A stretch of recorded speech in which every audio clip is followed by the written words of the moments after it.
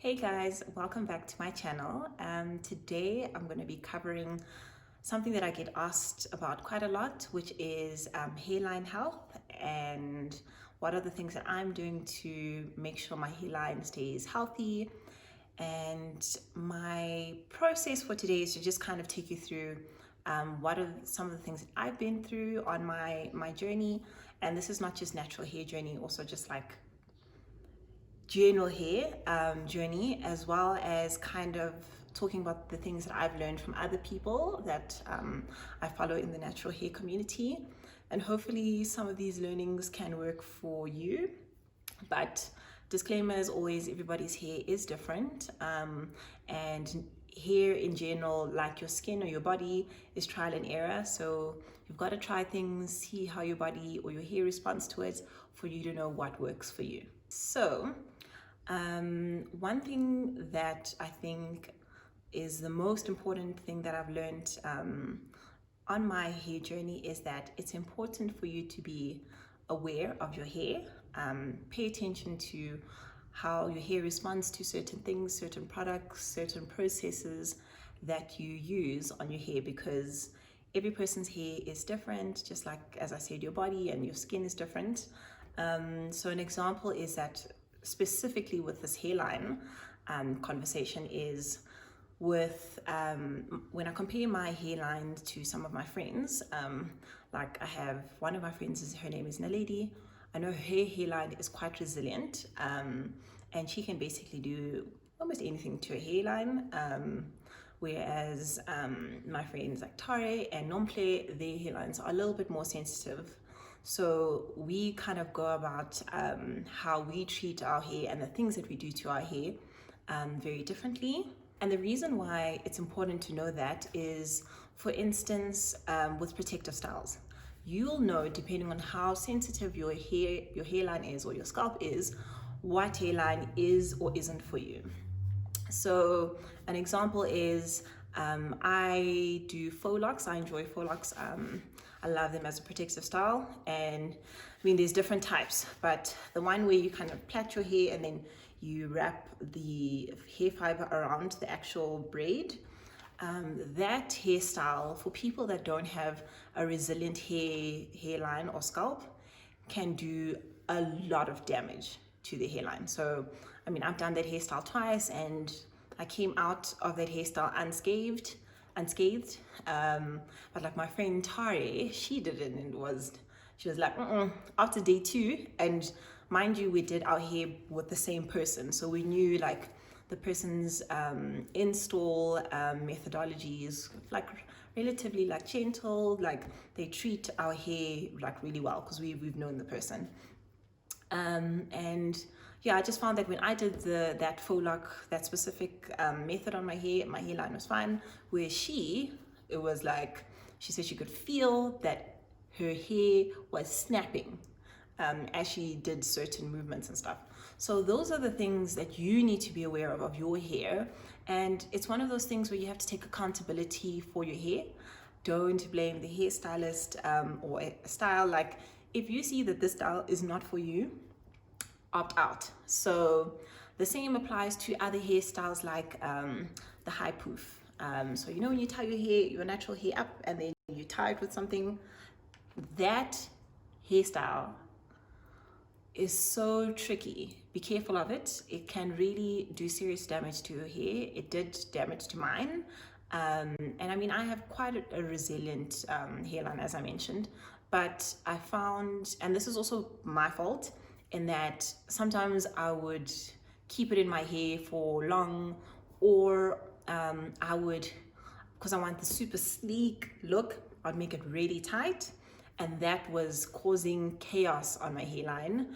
And I'd heard a lot of people also talk about doing the same hairstyle regularly and them not having any effect. But I think as I've gone on my hair journey, and specifically natural hair, I found that my hair is a little bit more sensitive. And I mean, it can be because of a number of reasons. I don't know, my age, I don't know.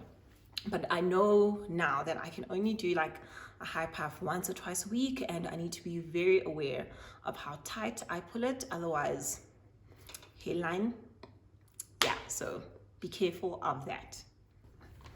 So another thing around looking after your hairline is hairline health and keeping your hairline health, scalp health, and keeping your scalp healthy and clean and allowing it to breathe, and also exposing your scalp to the right things so that your hair can get the best possible playing ground for it to grow.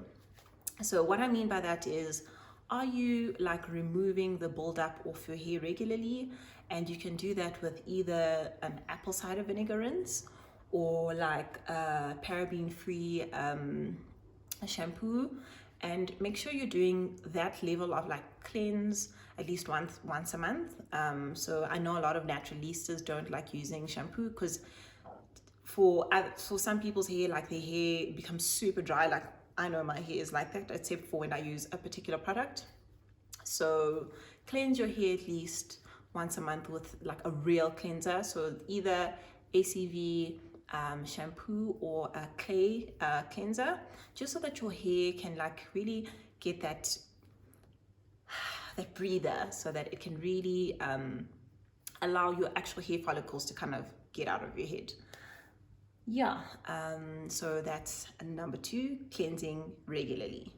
On scalp health, it's also important to stimulate blood circulation on your scalp, because if you're massaging your scalp and kind of promoting that blood circulation, you're more likely to get more healthy hair growth. And when I say massaging your scalp, I'm not saying you must take your hair and go, because that's not going to help you, okay? You gotta be gentle, and it needs to be an action that is promoting circulation. So when you are in the shower, when you are in the shower, or I don't know, you're just chilling, when you find yourself kind of gravitating towards your head, use this part of your fingers, I don't know what you call it, and just press your scalp and move it gently, so that you see, can you see how my head is moving, right? My scalp is moving forward and backwards. It's not like because I know I can also be very rough, because that stimulation is really great for promoting growth, and especially in your problem areas. I hope you can't hear the dog. Please just wait. So in your problem areas and areas where I've experienced like issues, I like to create like little concoctions to kind of treat my hair. And I recently got this from Novomi, and it is a miracle hair oil with the main ingredients being jojoba and moringa oil. And my friend had postpartum shedding, and I got this for her, and she found that using this in conjunction with massaging her hair regularly and like just doing a whole bunch of other stuff really helped get her hairline back to where she wanted it to be. So for myself, I like using combos like tea tree oil and this mix, and you can like create a combination for yourself. But the thing you need to be aware of with using oils is that you shouldn't use an oil that's a sealant. So a sealant is something like castor oil or like shea butter oil.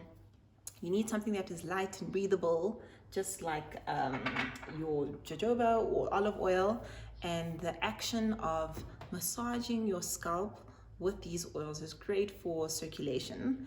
And I like using a few drops of tea tree oil in whatever concoction I have, because tea tree oil has antibacterial properties, which is also great for scalp health.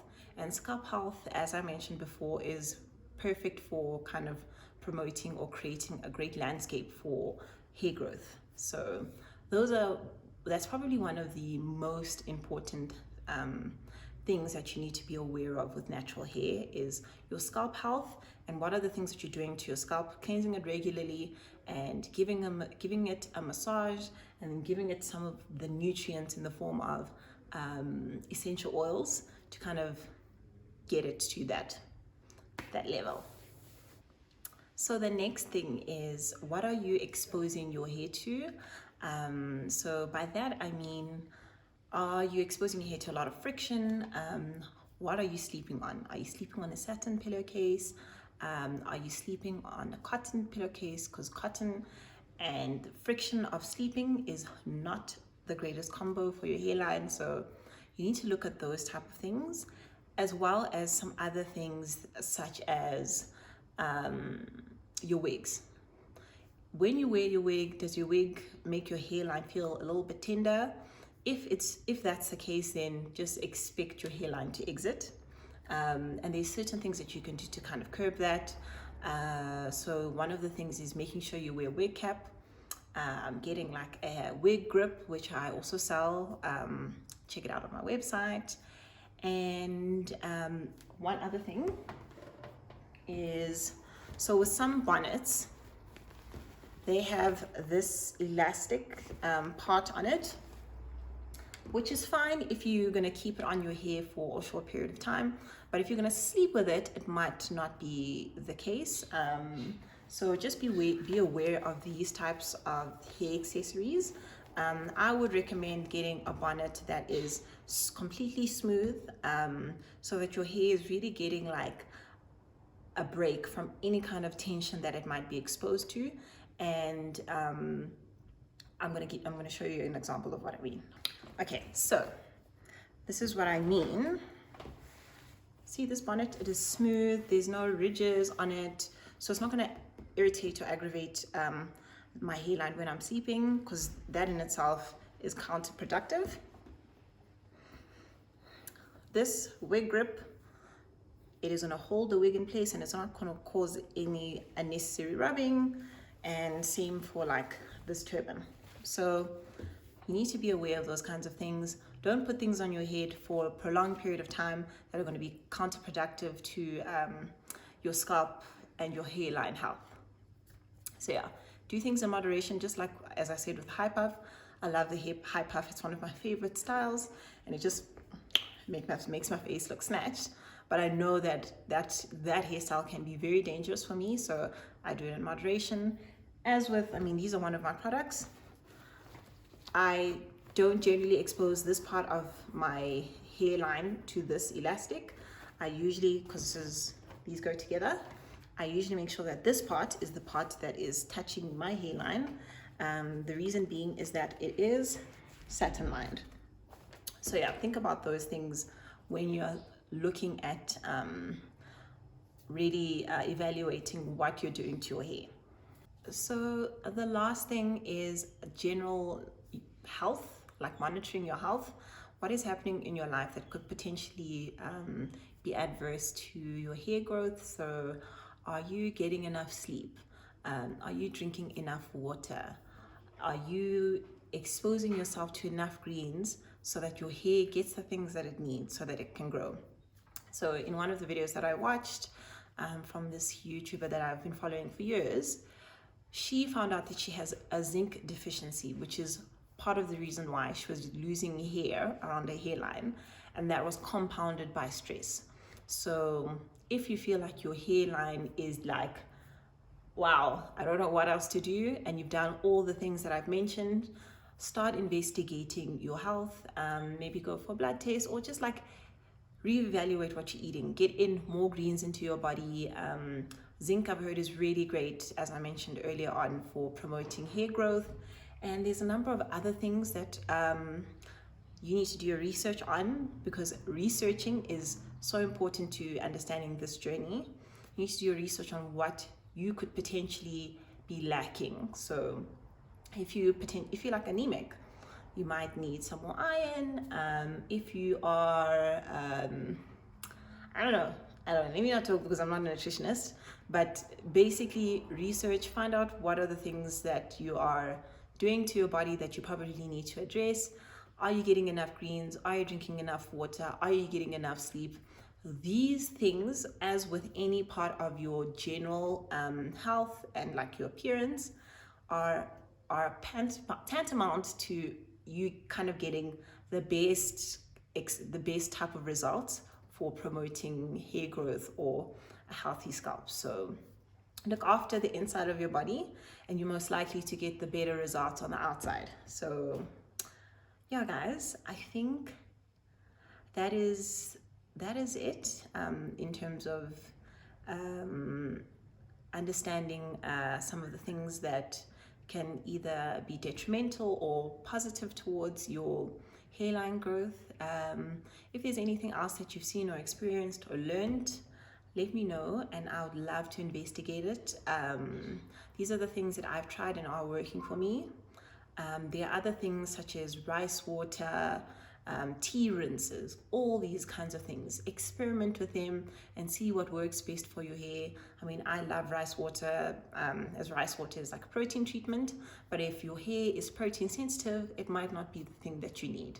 So trial and error, track the results, and adjust accordingly so you can get what you need for your hair. And yeah, guys, that's it from me. Thank you so much for watching this video, and please make sure to subscribe, comment if you have any questions, ask me questions, and give this video a thumbs up if it was useful, and don't forget to subscribe, please.